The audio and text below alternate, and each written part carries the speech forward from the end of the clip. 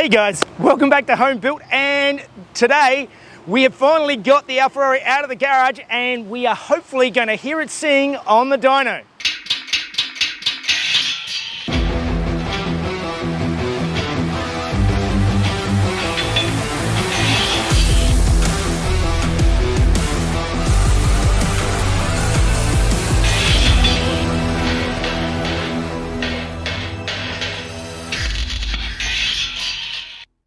All right guys, well it's been a long time coming and there were a lot of hiccups on the way. I had headaches with the winch on the car trailer and stuff. I was supposed to be here yesterday doing this and everything just got delayed. But we are here at the dyno and we're going to hopefully run the Alfa. Now, getting it off the trailer, of course, it wouldn't start. It keeps fouling plugs on startup, so hopefully that's one of the things we can sort out today and just get it tuned and running well. Lots of you have commented over the time that it's blowing black smoke. That's because it's running rich, because it's only had just a guess tune that Adam at Link came up with, and we haven't touched it since. So he just purely plucked figures out of the air and it starts and it runs. It ran. I'll come over here and I'll show you what we're doing now. So I've already been at it and I've pulled all the plugs out. They were all soaking wet trying to start it off of the trailer. So yeah, it's definitely far too rich at startup. So let's give this time to air and put it back together, and then we'll see if we can get it started and running on the dyno and doing a bit better than it does now.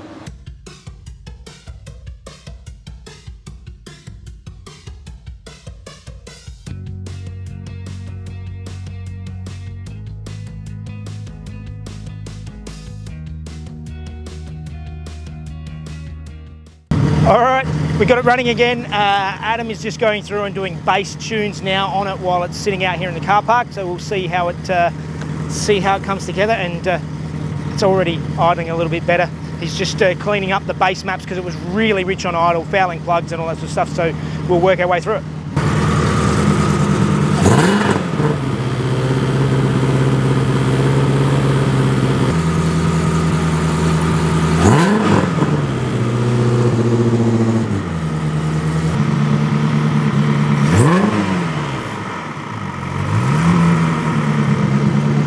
So Adam's been playing with it for a while, just sitting here. It's already sounding so much smoother. It's not burning black smoke, like it's running about stoichiometric at idle, which is exactly what you want. So yeah, it's sounding nice. It's holding temperature at this stage, touch wood. Fingers crossed, everything keeps going nicely and we can get it inside on the dyno.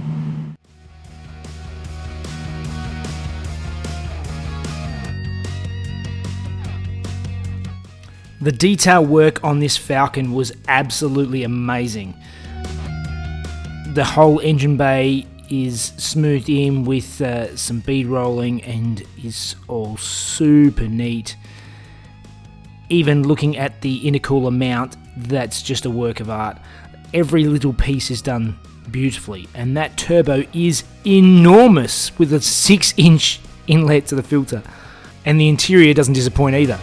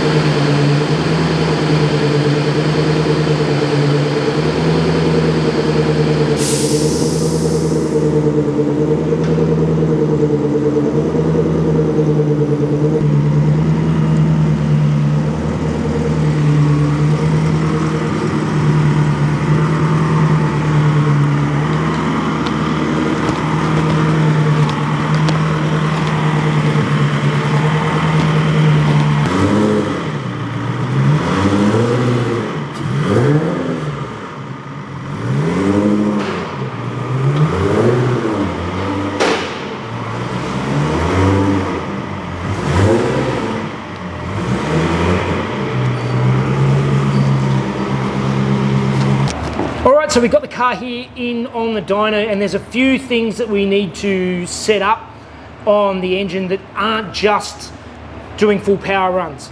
There's a lot of different factors with this engine. For starters, there is a valve that joins these plenums together that's vacuum operated. Now, there's also another valve that opens up the short run inlets inside these plenums. So those who haven't seen, this has got 8 butterfly valves inside each one of these, and obviously there's only 4 cylinders on either side. So it actually takes air from the opposite side and cuts across and goes in to get this length for the runner at low revs, because a longer runner gives you better bottom end. And then at high revs, there's a vacuum operated valve that opens up the butterflies on the outside, and then it takes the air straight down. So that needs to be tuned, and I have set it up so that both this internal joining flap and those are the same. So this will only open at high revs, but he can actually set up the throttles. Because I have 2 different lambda sensors on the exhaust, he can actually set it up so that the throttles can control each bank separately to get the perfect fuel mixture on each bank. So it'll still work for either throttle, but it can fine tune itself, which is a really clever function. And the other thing that this also has, it has variable valve timing. Now, I am not sure on this engine whether the variable valve timing is just on or off, or whether it is a variation of. So there's base timing, there's full fuel runs, and then there's just general drivability and things like that we've got to work on as well. So we'll get into it shortly.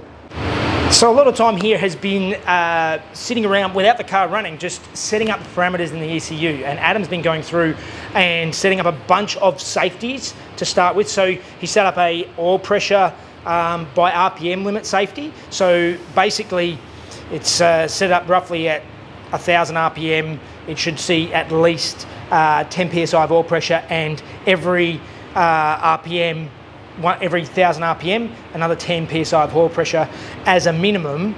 So if the oil pressure drops, it'll drop the RPM until it comes within that range and it's making the prescribed oil pressure. And if it's not making oil pressure, it keeps not making oil pressure, it'll basically turn the car off, which is a great safety. So if the oil pressure drops out completely, that is all there. There's also another one set for air-fuel ratio. So if it gets too lean, he's set up a safety that it'll drop it back to 3,000 RPM if it starts leaning out. So it's just really nice having these settings in the ECU that can save a very expensive engine from a failure. So that is going to be very handy, and something I haven't set up, but I'm going to set up on Harry and the Rockster as well.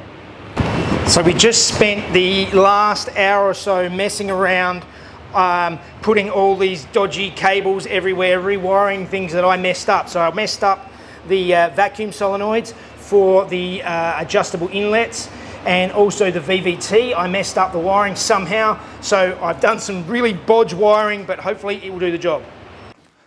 All right, it's been really hectic, so I'm actually doing this after the fact, but I'll take you through my thought processes. As many of you know, the engine is from a Ferrari 360, claimed by Ferrari to make 400 horsepower. My predictions for the dyno. Now, I know that I've done things to potentially restrict power. I have those custom headers that I have to make, which are really tight to the car. They are 4-in-1 headers. They're not tune length. They are very tight headers. It does have a free-flowing exhaust, which will probably help in its benefit. It has lost some of the runners, so it may lose some bottom end power. Could it pick up top end power? Maybe. So my prediction was that it was going to be a slightly lower at the bottom end, but still plenty for this little light car, which is much lighter than the Ferrari, not that I've weighed it yet. And it should be like a peaky power curve. Will it make the same as what a Ferrari 360 does? From my research, standard Ferrari 360s seem to make about 310 horsepower at the wheels on a dyno. So take from that what you will, but that is what the actual cars make on the dyno, rather than Ferrari's guesstimates. And you can take out whatever friction loss and all that sort of stuff. I don't care about what flywheel horsepower is.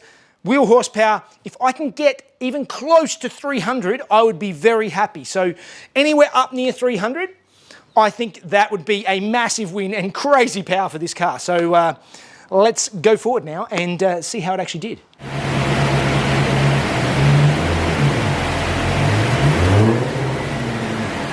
So a lot of the initial work on the dyno is setting up the everyday driving and light throttle and a lot of the more boring parts that really make a car drivable on the road before you get into the power runs.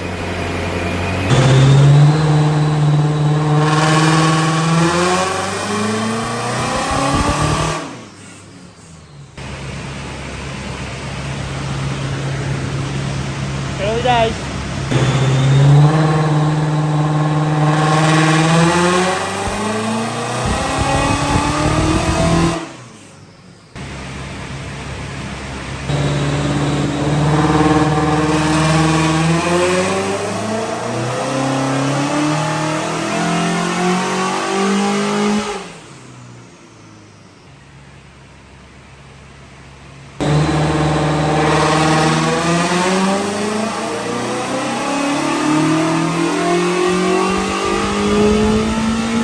So what Adam's been doing here is doing the initial runs with the inlet valves closed and then with the inlet valves open. You can see by the green line with the valves closed, the power drops off at around 6,000 RPM. The purple line is with the valves fully open. So where they intersect is where Adam will set it up in the tune for them to come on.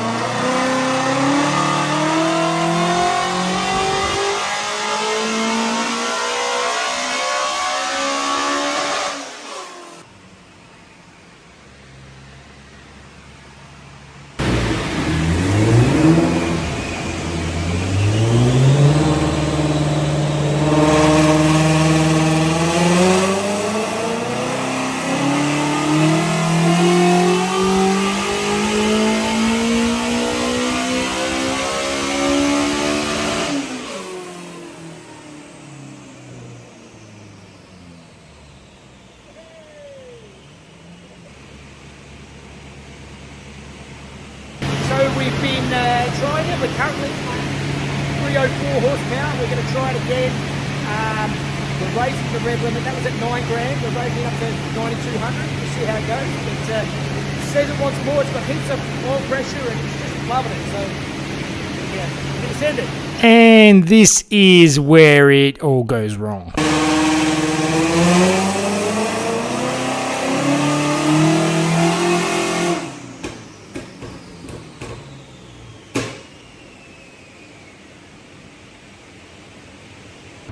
Alright, that was strange. It just started going nicely and then it just dropped right off.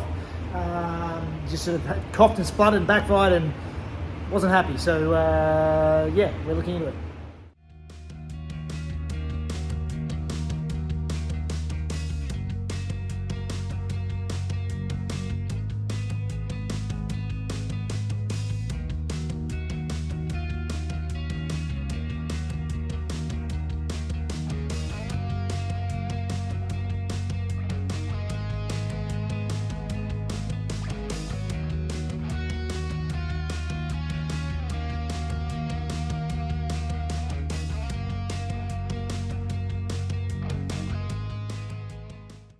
All right, so as you saw, it was a crazy night getting everything on the dyno, and by the time we finished, it was really late. We just left it there, and I've just gone back this morning, picked the car up and come back here without really much discussion on what's happened. And as you saw, the car was doing fantastic and made more power than what I was expecting. 304 horsepower at the wheels, and we were going for more. That was at 9,000 RPM, and it was still pulling and still climbing. We were going to go to sort of 9,200 or something like that, just sort of see what it did. But I'd still probably keep the street red line at 9 grand, which is the same as the Challenge Stradales and things like that. And it loves it. The Adam, the tuner, was absolutely loving the power curve. The power curve is super linear the whole way. As you see in the graph, there's some slight little waves, and that is more than likely down to the car bouncing on the dyno. So if you're watching that last run, it's sort of bouncing a little bit on the dyno, and that's giving that slight wave. But basically, the power curve is looking beautiful. All the figures are looking great. He was about to start seeing it, playing around with timing. He's just using, he hadn't played with the timing yet, so there's potentially a little bit more in it. And there's a little bit more with the fuel. He's got a very safe, slightly rich mixture at the top end, which is nice and safe.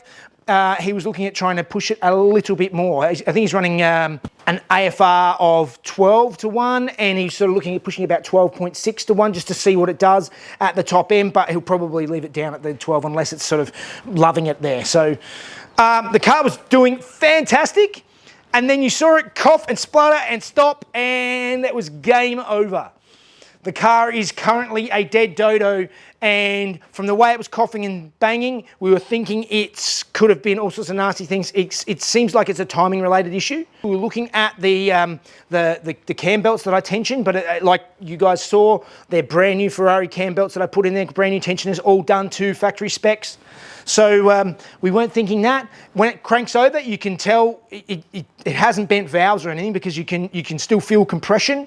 If it had bent valves, it would just be free spinning on the starter. So we were thinking the internal engine was good, and we've discovered the issue.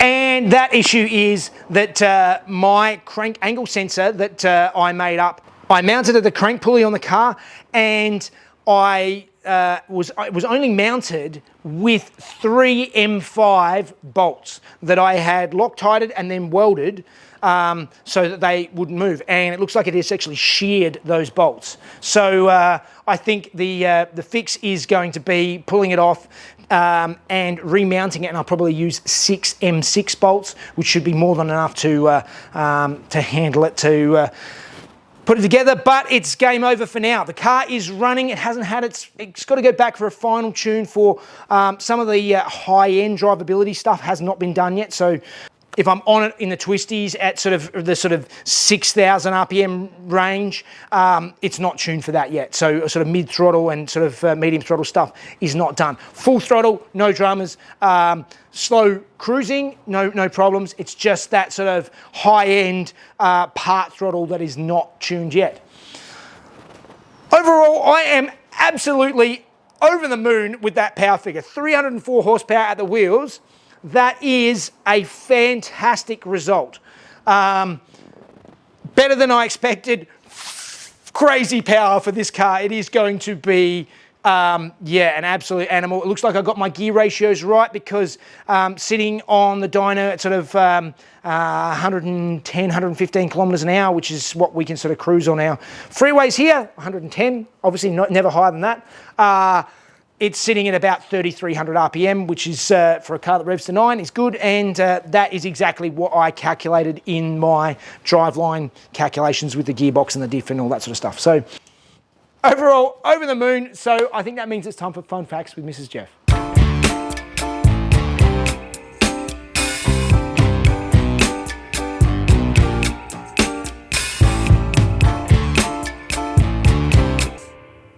Hey guys, Ferrari announced the successor to the 599 at the 2012 Geneva Motor Show with the F12 Berlinetta.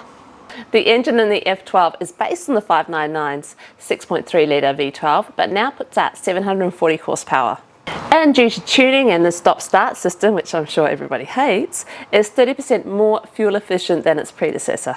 The engine is mounted behind the front axle, making the car front mid-engined, and is mated to a 7-speed dual clutch gearbox. The F12 was the most powerful car Ferrari had produced up to then, and they claim 0 to 100k an hour in 3.1 seconds and a top speed of 340k an hour. Aerodynamics played a huge part in the design of the car, with an aero bridge running from the bonnet through the flanks and down the sides of the car, helping to produce 123 kilos of downforce at 200k an hour. All right, and we sort of had a win and a loss on the dyno. So I am extremely happy with the power output. I was actually shocked at how close to factory power I could get out of this thing, and how nice and smooth the power curve is, particularly because it ties in a bunch of different things. So obviously it's tying in the valve system on the intake, so the variable intake system, and also the variable cam timing.